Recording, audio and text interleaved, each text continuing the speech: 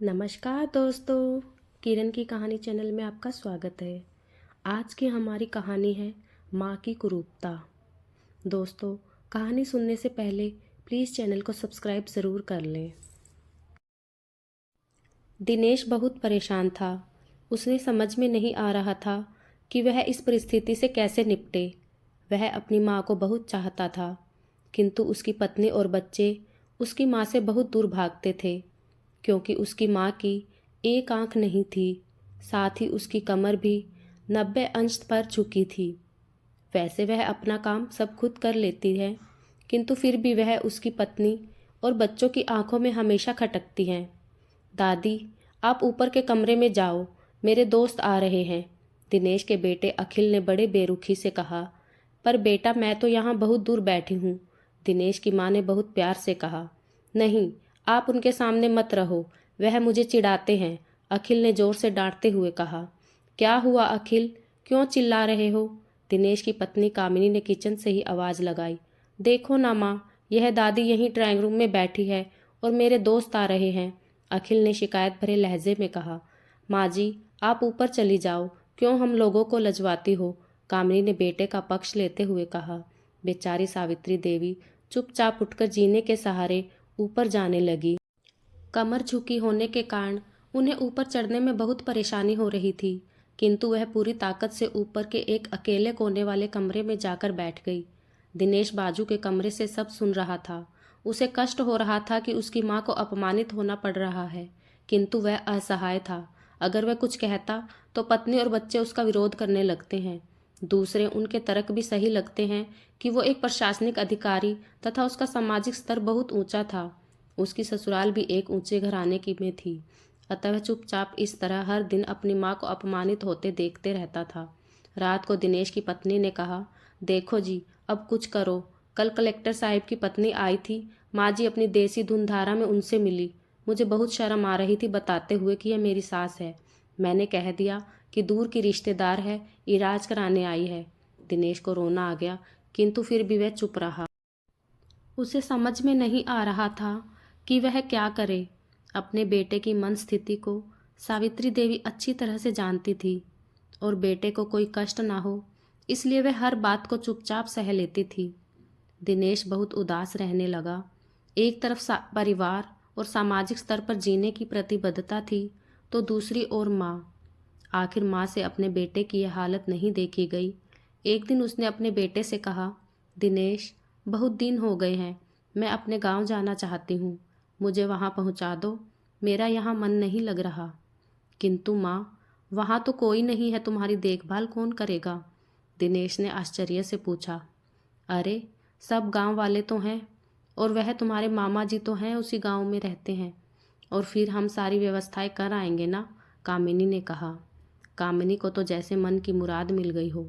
हाँ बेटा, बहू सही कह रही है, सावित्री देवी ने लंबी सांस लेते हुए कहा। दिनेश जानता था कि गांव में माँ की देखभाल करने वाला कोई नहीं है, लेकिन अपनी पत्नी की जिद के कारण वह अपनी माँ को गांव छोड़ने पर विवश हो गया। माँ को गांव छोड़कर आते वक्त उसे रोना आ रहा था, साथ ही अपनी बेबसी पर गुस्सा भी आ रहा था, किंतु परिवार, पत्नी और समाज ने उसके इन मनोभावों को दबा दिया और वह सुकून सा महसूस करने लगा। कुछ दिनों के बाद उसके चाचा, जो अमेरिका में रहते थे, आने वाले थे। जब दिनेश बहुत छोटा था, उसके पिताजी जीवित थे, तब वह भारत आए थे, और उसके बाद वह अब भारत आने वाले थे। पूरा परिवार और आस पड़ोस बहुत उत्साहित था। अमेरिका से दिनेश के डॉक्टर चाचा आ रहे थे।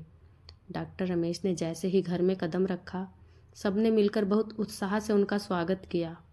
क्यों दिनेश, भाभी नहीं दिख रही, कहाँ हैं? डॉक्टर रमेश ने उत्सुकतापूर्वक पूछा। जी, वह गांव में रहती हैं, यहाँ उनका मन नहीं लगा, कामिनी ने स्पाट लहजे में उत्तर दिया। डॉक्टर रमेश ने दिनेश की ओर देखा तो दिनेश ने अपनी आंखें झुका ली। डॉक्टर रमेश समझ गए और बोले, कल हम भाभी से मिलने गांव चलेंगे। दूसरे दिन सभी लोग गांव के घर में पहुंचे। देखा कि सावित्री देवी को बहुत तेज बुखार है और वह पलंग पर असहाय पड़ी हैं। डॉक्टर रमेश दौड़कर सावित्री के पास गए, उनके पैर छूकर रोने लगे। सावित्री देवी की यह हालत उनकी कल्पना से परे थी।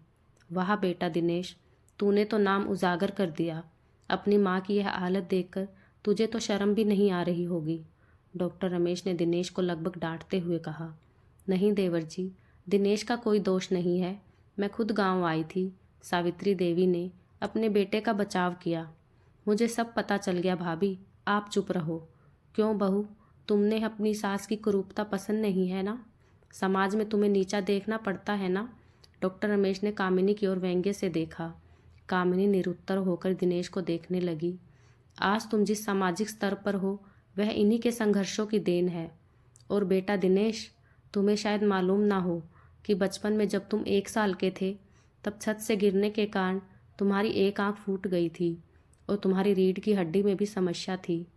तब तुम्हारी इस कुरूप माँ ने अपनी एक आंख और अपना बोन मैरो देकर तुम्हें इतना सुंदर स्वरूप दिया था। कामनी बेटा, इतने सालों तक संघर्ष करके बेटे को प्रशासनिक अधिकारी बनाने वाली इस संघर्षशील औरत की तुम लोगों ने यह दशा कर दी।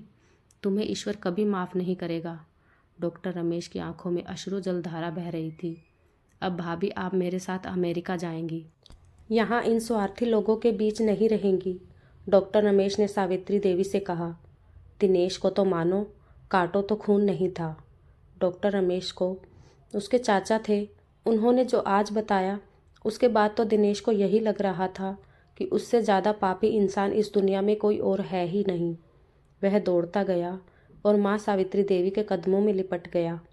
माँ, मेरा अपराध क्षमा के लायक नहीं है। मैं जानबूझकर चुप्पी साधे रहा, आपका अपमान करवाता रहा। अब सिर्फ आप ही इस घर में मेरे साथ रहेंगी और कोई नहीं। दिनेश ने आग्नेय दृष्टि से अपनी पत्नी और बच्चों को देखा। कामिनी को भी बहुत पश्चाताप हो रहा था, किंतु उसकी हिम्मत नहीं हो रही थी कि वह सावित्री देवी से आंख मिलाए। सावित्री देवी ने कामिनी की मनस्थिति को समझकर उसको पुचकारते हुए अपने पास बुलाया और दिनेश को डांटते हुए कहा, खबरदार, जो मेरी बहू को मुझसे अलग करने की कोशिश की तो तुझे ही घर से बाहर निकाल दूंगी। कामिनी और बच्चों ने सावित्री देवी के पैर पड़ते हुए अपने व्यवहार पर माफ़ी मांगी और माँ के हृदय ने सबको माफ़ कर दिया। तो दोस्तों, आपको हमारी ये कहानी कैसी लगी? प्लीज़ लाइक, कमेंट और शेयर करें और चैनल को बिल्कुल भी सब्सक्राइब करना ना भूलें। फिर मिलते हैं एक नई कहानी के साथ। धन्यवाद।